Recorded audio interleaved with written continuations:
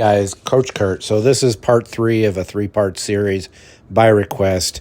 And this is the final part, getting somebody down and handcuffing a resisting opponent or suspect. So you've got them on the ground. This is me showing the different positions with them chest down in an ideal situation.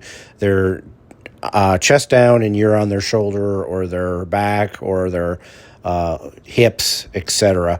And again, I have like 442 videos at this point, and a lot on handcuffing. So feel free to go back and look at some of those as well. But again, this is just me showing, okay, different positions and a quick reminder to stay off the head. There's no reason for you to be on somebody's head or their neck. Occasionally you will have your knee up on their shoulder and it may slip to their neck. Just adjust quick, fast, and in a hurry and get it off the neck. This is my favorite control position, the gift wrap. You can get there easy from mount. You can get there easy from side control. It's just my favorite position. And again, position before submission, or in this case, position before handcuffing. You want to hold the position and ride the position. I talk about this all the time before you are in a hurry to get to the handcuffing. This is me showing that to get to that gift wrap position is the opposite of the Americana direction. You're going across their body.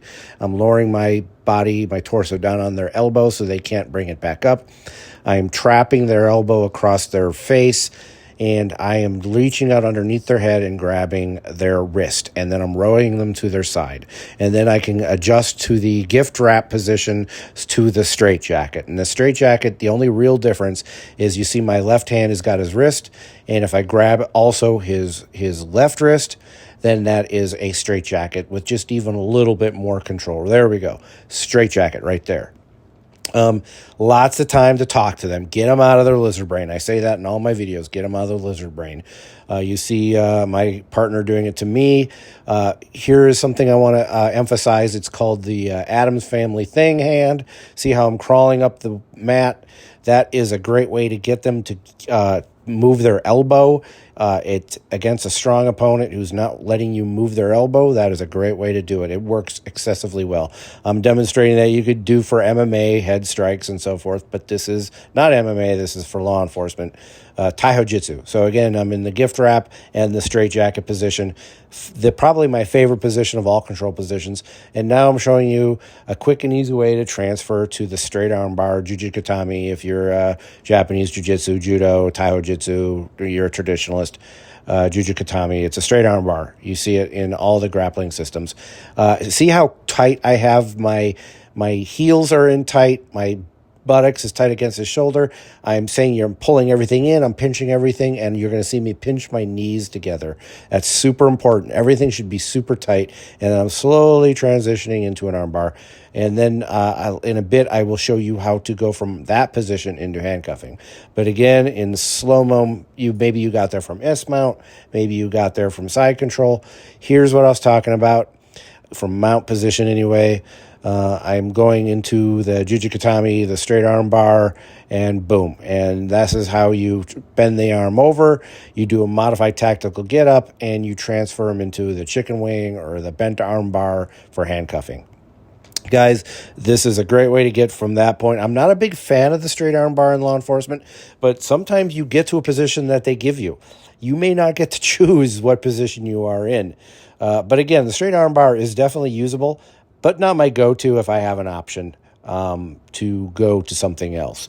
It puts you in a kind of a vulnerable position on the street. If you're doing this for self-defense, not just for law enforcement, Taiho Jutsu type stuff, then you also know that laying on your back on the street can be a vulnerable situation, but sometimes you do what you just got to do, and you go into straight arm bar.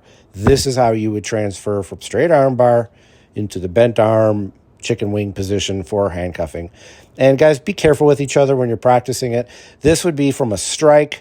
This is my friend Val. She throws the strike. I take her down. I'm riding the position before submission. I'm using my hooks. I'm riding the position, letting them burn out, talking to them, getting them out of their lizard brain. Those are the little VA strikes, I call them.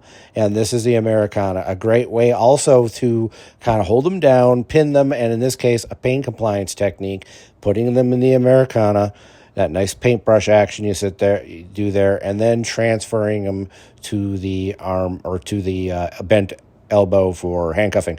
Guys, no real hurry to get from Americana. They might tap, you let up a little bit, you say, okay, are you going to stop fighting me? Okay, I'm going to roll you over on your stomach, talk to them. Same type of a strike, and this time I did a duck under to the back. I did a hip bump takedown, one of my favorite takedowns. I bring it up in a lot of my videos. And then I am demonstrating how you ride the position top left. I'm saying you should be able to know, if you know how to ride the top position, you need how to handle the from the bottom. You're not always going to be in a position where you're on top. You need to also practice how to escape the bottom position. In this case, I was on the bottom, and I have to escape the mount. Guys, you can't be one-sided in your grappling. This is my example of controlling the hips. A lot of times people will try to get up on their knees and then up on their elbows, and then they will sit up on all fours and buck you off. It's very easily done if you don't control the hips.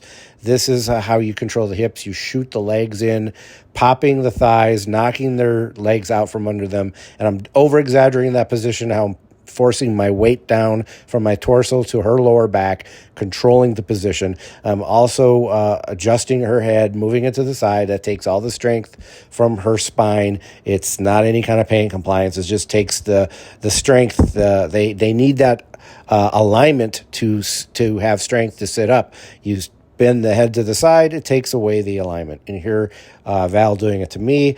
I sit up, I'm trying to get up on all fours. She pops her legs in, and you see I'm wailing my legs around, exaggerating to show that she's got total control over the position. If I put my knees together and try it again, she pops it again. She see how she hooked under my armpit. That's a good way to help also stay on top. Here she is unaligning my head so I don't have any strength to get back up again.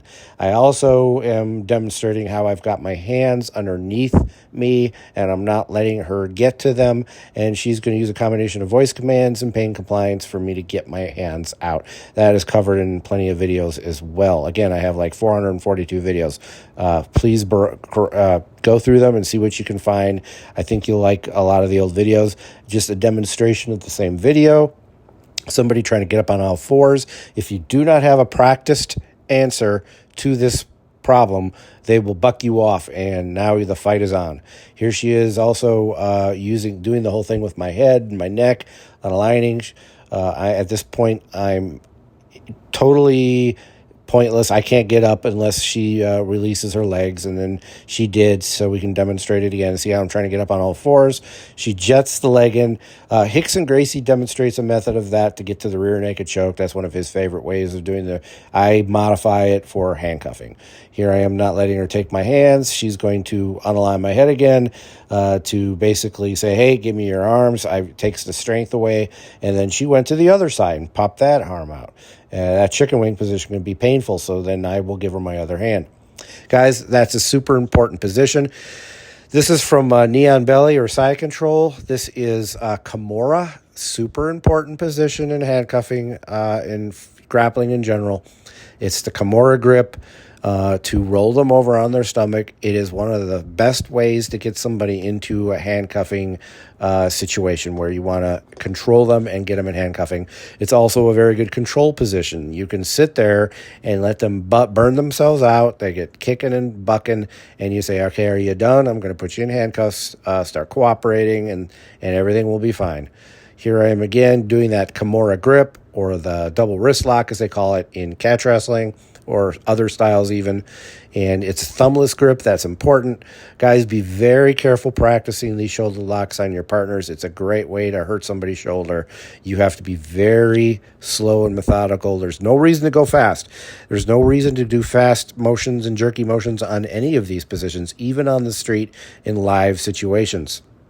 It's important to go slow and not cause any extra pain than necessary. It has to be objectively reasonable.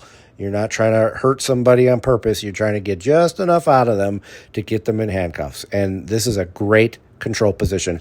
Again, probably my favorite. Here's Neon Belly, dropping to side control. I'm just showing different angles, different ways to approach this. I'm going to show that you can get to the same arm bars. This is the Americana arm bar from side control. You could lock somebody up and talk to them, get them to calm down.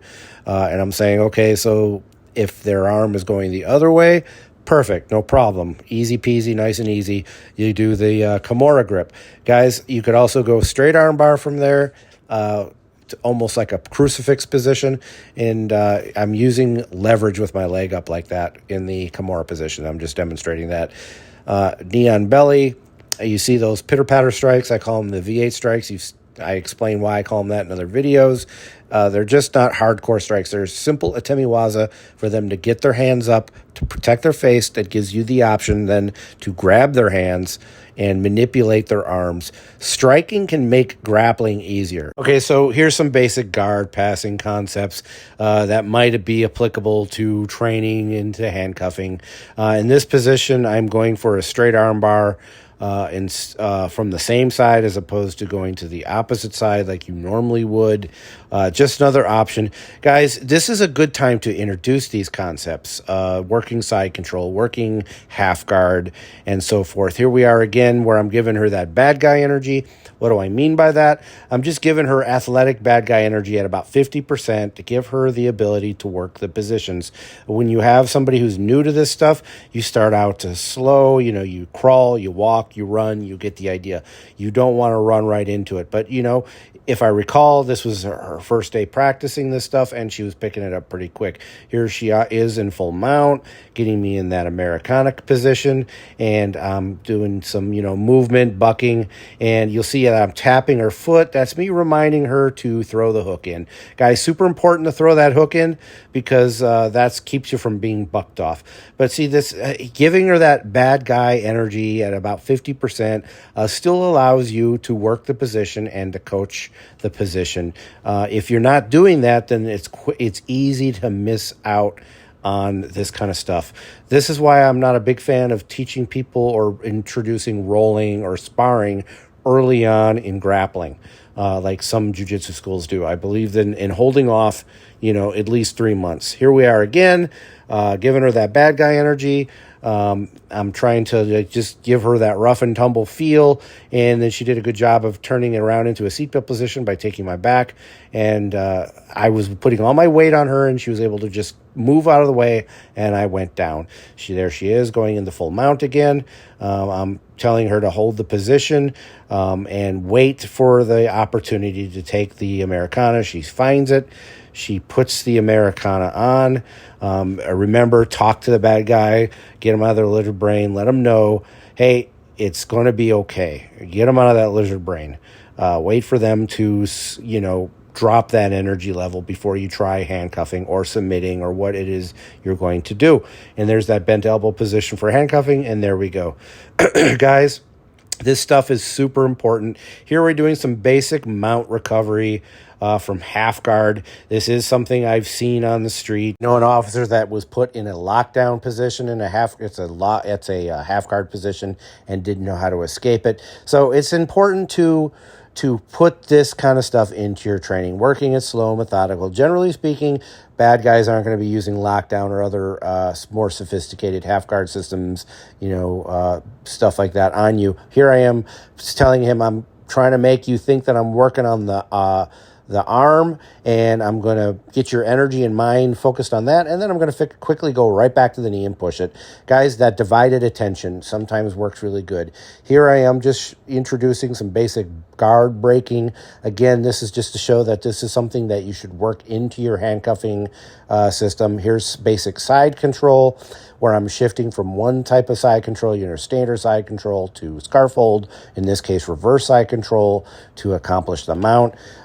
You're creating an entire system, not just, how to handcuff and from A to B to Z, C to D. You're creating a system, something for them to work on. It is something you're not going to do in an 8-hour session every year. It's just impossible. They have to be willing to do this stuff full time. Here's that lockdown I was talking about. I got him locked down, and I ended up going into a banana split position because he wanted to know, well, what is that? Because I explained to him, and I was able to basically pass the guard or pass the position and so forth. All right, guys, you've heard enough. You've seen enough. Just remember to like, subscribe, and share. Let me know what you want. Again, this was by request. I put it out for that reason. Everybody take care and stay safe.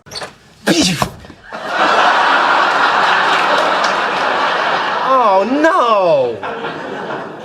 Oh no! Make way for the fastest man alive! Oh no!